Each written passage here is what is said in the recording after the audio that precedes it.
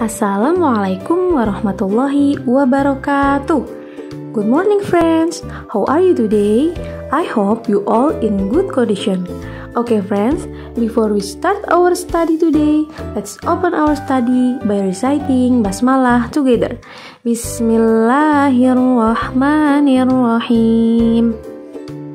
Teman-teman, hari ini kita akan mempelajari tema 3, subtema 3, Ayo Cintai Lingkungan.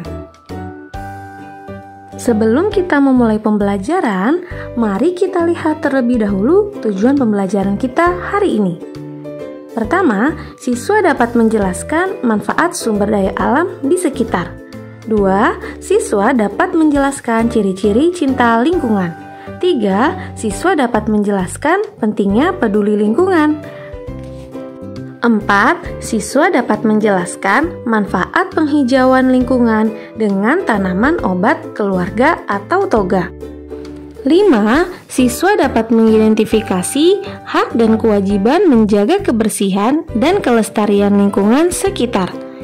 Dan yang terakhir, siswa dapat mengidentifikasi makna montase dan mengapresiasinya. Teman-teman, manusia, hewan, dan tumbuhan hidup berdampingan, baik di pedesaan maupun di perkotaan. Seperti contoh, kerbau di pedesaan dimanfaatkan tenaganya untuk membajak sawah, sedangkan di perkotaan ada kuda yang dimanfaatkan sebagai alat transportasi berupa delman. Pedesaan dan perkotaan merupakan wilayah yang berbeda. Suasana di perkotaan lebih ramai dibandingkan dengan suasana di pedesaan. Wilayah perkotaan biasanya dijadikan pusat industri, banyak gedung dan pabrik di kota. Di pedesaan, suasana lebih sejuk dan tenang. Wilayah pedesaan biasanya dimanfaatkan untuk bidang pertanian. Teman-teman, sebagai manusia, kita perlu merawat hewan dan tumbuhan. Karena dengan merawat hewan dan tumbuhan, berarti kita telah mencintai lingkungan. Kita juga akan mendapatkan banyak manfaat jika merawat hewan dan tumbuhan. Perhatikan gambar berikut ini. Pohon mangga yang dirawat akan menghasilkan buah yang dapat kita makan. Lalu, ayam yang dirawat akan menghasilkan telur dan daging untuk diolah menjadi bahan makanan. Jadi, teman-teman, semakin kita mencintai lingkungan, maka akan semakin banyak manfaat yang dapat kita nikmati bersama. Memanfaatkan berbagai sumber daya alam merupakan hak kita. Sementara itu, menjaga kelestariannya merupakan kewajiban kita. Meskipun kita dapat memanfaatkan berbagai sumber daya alam yang tersedia, kita harus tetap memanfaatkannya dengan bijak. Artinya, kita gunakan secukupnya dan kita jaga kelestariannya. Perhatikan kedua gambar berikut ini. Yang manakah yang termasuk perilaku cinta terhadap lingkungan? Ya, betul sekali. Gambar sebelah kiri. Gambar ini menunjukkan perilaku cinta terhadap lingkungan, yaitu melestarikan lingkungan dengan melakukan penghijauan. Teman-teman, apa ya ciri-ciri cinta lingkungan? Yuk kita pelajari bersama-sama. Cinta lingkungan merupakan sikap yang menunjukkan kepedulian terhadap lingkungan. Salah satunya yaitu dengan cara menjaga keseimbangan dan kelestarian sumber daya alam. Ada banyak cara yang dapat dilakukan untuk menjaga keseimbangan dan kelestarian sumber daya alam. Kita dapat memulainya dari hal kecil hingga yang besar. Berikut contoh-contoh tindakan menjaga keseimbangan dan kelestarian sumber daya alam. Membuang sampah di tempat sampah. Selanjutnya, menyiram dan merawat tanaman. Lalu, menanam tumbuhan, merawat hewan peliharaan dengan baik. Dan yang terakhir, memanfaatkan sumber daya alam sesuai kebutuhan. Jadi teman-teman, kita sebagai manusia hendaknya memiliki rasa cinta terhadap lingkungan.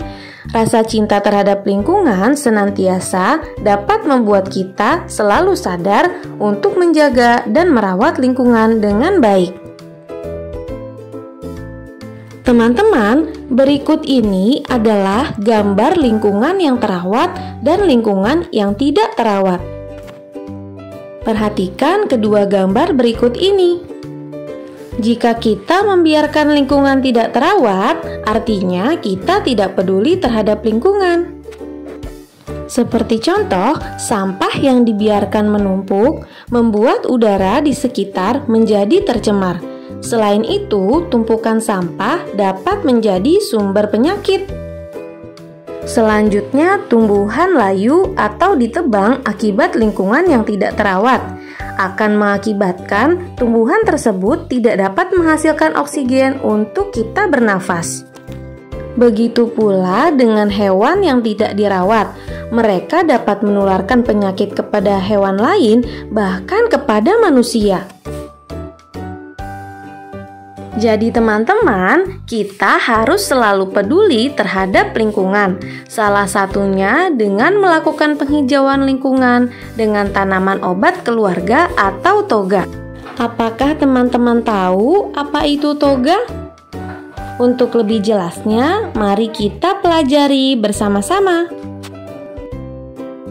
Tanaman obat keluarga atau toga adalah tanaman hasil budidaya rumah yang berkhasiat sebagai obat. Menanam toga di lingkungan rumah memberikan banyak keuntungan bagi kita. Selain untuk penghijauan, toga juga dimanfaatkan sebagai obat alami. Tanaman obat yang pertama adalah kunyit. Kunyit dapat digunakan untuk bumbu masakan, juga dapat digunakan untuk mengobati bengkak dan terkilir, serta menyembuhkan flu dan demam. Juga dapat mencegah tumbuhnya sel kanker dan mengatasi masalah kesehatan pada organ dalam seperti usus. Selanjutnya ada bawang putih. Bawang putih dapat digunakan untuk bahan masakan. Juga dapat digunakan untuk mengobati penyakit kulit seperti kutil dan jerawat, serta dapat menurunkan darah tinggi. Bawang putih merupakan sumber antioksidan yang diperlukan tubuh untuk mencegah bakteri, jamur, dan virus, serta dapat mencegah kanker. Selanjutnya ada kumis kucing. Kumis kucing berkhasiat untuk mengobati masalah ginjal, mulai dari batu ginjal hingga radang ginjal.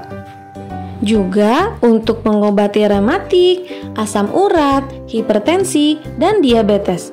Yang dimanfaatkan dari kumis kucing adalah daunnya.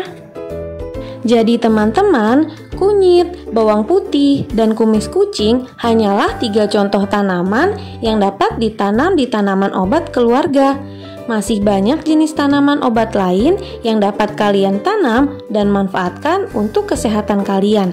Contohnya jahe, kencur, lidah buaya, sirih, temulawak, dan jeruk nipis. Teman-teman, kebersihan lingkungan yang kita tinggali merupakan tanggung jawab kita sebagai orang yang menempatinya. Tinggal di lingkungan yang bersih merupakan hak semua orang. Apabila salah satu orang tidak peduli terhadap kebersihan lingkungan, maka orang tersebut telah mengambil hak orang lain untuk menempati lingkungan yang bersih dan sehat.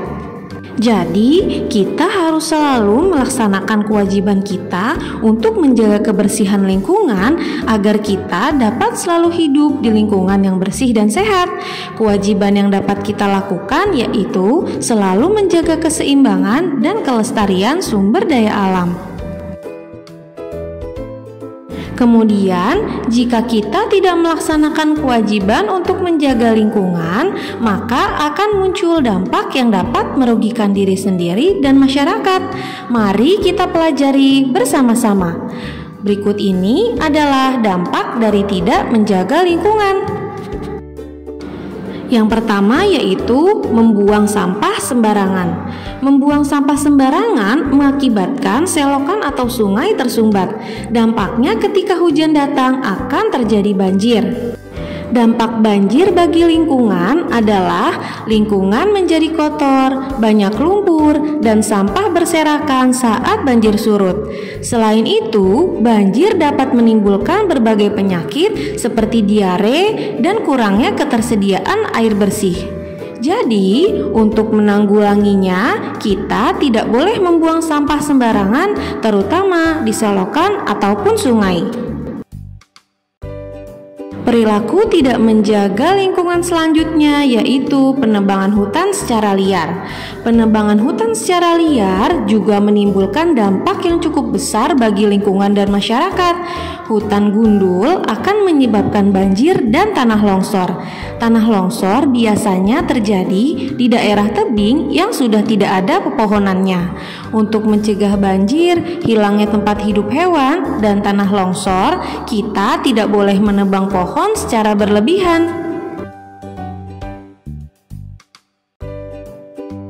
Teman-teman, lingkungan yang bersih dan indah dapat kita tuangkan ke dalam bentuk seni rupa, tidak hanya dalam bentuk lukisan atau gambar saja, tetapi juga dalam bentuk karya montase.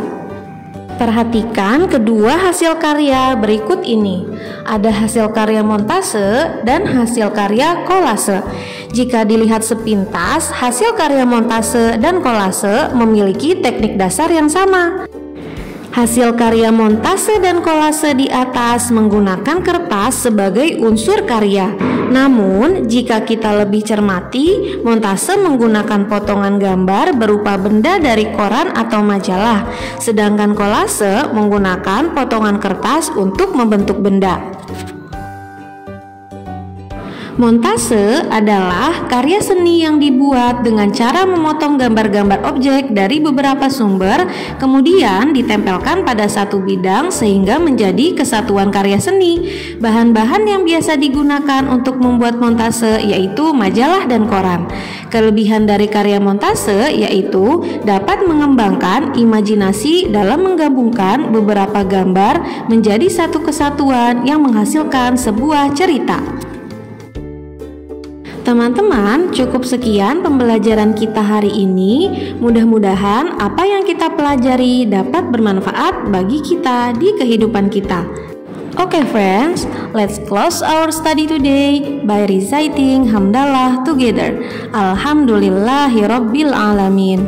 Thank you for your attention. Wassalamualaikum warahmatullahi wabarakatuh.